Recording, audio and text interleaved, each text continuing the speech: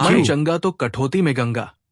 जानिए संत रविदास ने क्यों कही ये उक्ति और क्या है इसका वास्तविक मतलब। ऑडियो बुक पसंद आए तो लाइक और शेयर करके चैनल को सब्सक्राइब करना ना भूले। चलिए शुरू करते हैं। कहते हैं कि प्रभु के रंग में रंगे महात्मा लोग जो अपने कार्य करते हुए प्रभु का नाम लेते रहते हैं, उनसे पवित्र और बड़ा कोई तीर्थ इस धरती पर नहीं है। संत के बारे में शास्त्रों में कहा गया है कि जो अपने लिए किसी भी प्रकार की सांसारिक इच्छा न रखे और परोपकार में अपना समय लगाए, वो संत है। संत रविदास जी भी एक ऐसे ही व्यक्तित्व थे।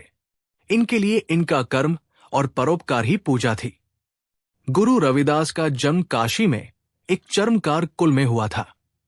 इनके पिता का नाम संतोख दास और माता का नाम कलशा देवी था।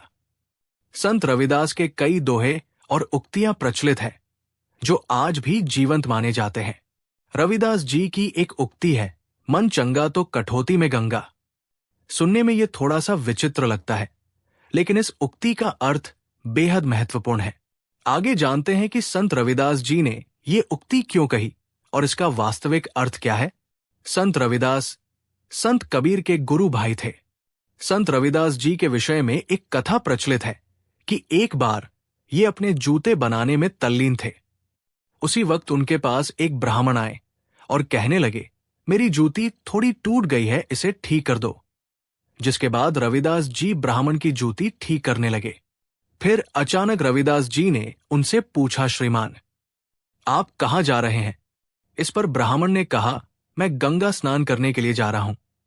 तुम चमड़े का काम करने वाले क्या जानोगे कि गंगा स्नान से कितना अधिक पुण्य मिलता है। रविदास जी ने कहा कि सही कहा श्रीमान, हम मलिन और नीच लोगों के गंगा स्नान करने से गंगा भी अपवित्र हो जाएगी। इस पर उस ब्राह्मण ने कहा, ये लो अपनी मेहनत के एक कौड़ी और मुझे मेरी जूती दो। फिर रविदास जी ने ब्राह्मण से कहा कि ये कौड़ी आप मां गंगा को गरीब रविदास की भेंट कहकर अर्पित कर देना। इसके बाद ब्राह्मण अपनी जूती लेकर चला गया। रविदास जी फिर से अपने काम में तल्लीन हो गए। गंगा स्नान के बाद जब ब्राह्मण घर वापस जाने लगा तो उसे याद आया कि उस शूद्र की कौड़ी तो गंगा जी को अर्पण की ही नहीं।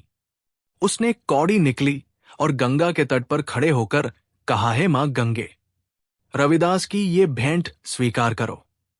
उसी वक्त गंगा जी से एक एक हाथ प्रकट हुआ और आवाज आई, लाओ रविदास जी के ये भेंट मेरे हाथ पर रख दो। जिसके बाद ब्राह्मण ने उस कौड़ी को हाथ पर रख दिया। जब ब्राह्मण हैरान होकर वहां से लौटने लगा तो फिर उसे वही आवाज सुनाई दी, ब्राह्मण ये भेंट मेरे ओर से रविदास जी को देना। दरअसल गंगा जी के हाथ में एक रत्न जड़ित कंगन था। ब्राह्मण हैरान होकर उस रत्न जड़ित कंगन को लेकर चल पड़ा। जाते जाते रास्ते में उसने सोचा कि रविदास को क्या मालूम कि मां गंगा ने उसके लिए कोई भेंट दी है। ब्राह्मण सोचने लगा, अगर ये रत्न जड़ित कंगन मैं रानी को भेंट दूं तो राजा मुझे मालामाल कर देगा। वो राज दरबार पहुंचा और रानी को भेंट स्वरूप वो कंगन दे दिया। रानी वो कंगन देखकर बहुत खुश हुई।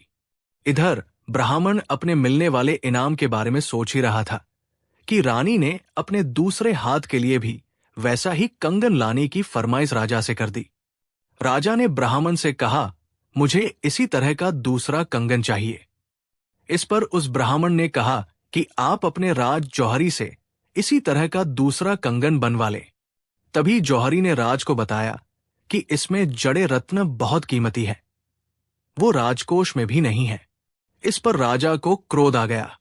उसने ब्राह्मण से कहा कि यदि तुम दूसरा कंगन लाकर नहीं दे सके तो तुम्हें मृत्युदंड मिलेगा। ये सुनकर ब्राह्मण की आंखों से आंसू बहने लगे।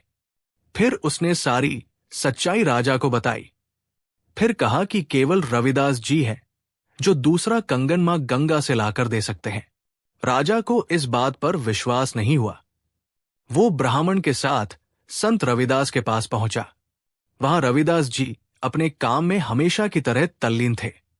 ब्राह्मण ने दौड़कर उनके पैर पकड़ लिया। साथ ही वे अपने जीवन की रक्षा की प्रार्थना की। रविदास जी ने जब ब्राह्मण के जीवनदान की प्रार्थना राजा से की, तब राजा ने उनसे उस ब्राह्मण के जीवनदान के बदले दूसरा कंगन मांग लिया। तब संत रविदास जी ने वही एक बर्तन से जल लिया और मां गंगा से प्रार्थना करने लगे। तभी उसी बर्तन में एक दूसरा कंगन प्रकट हुआ। राज ये देखकर बहुत हैरान हुआ। इसके बाद संत रविदास ने कहा, मन चंगा तो कठौती में गंगा।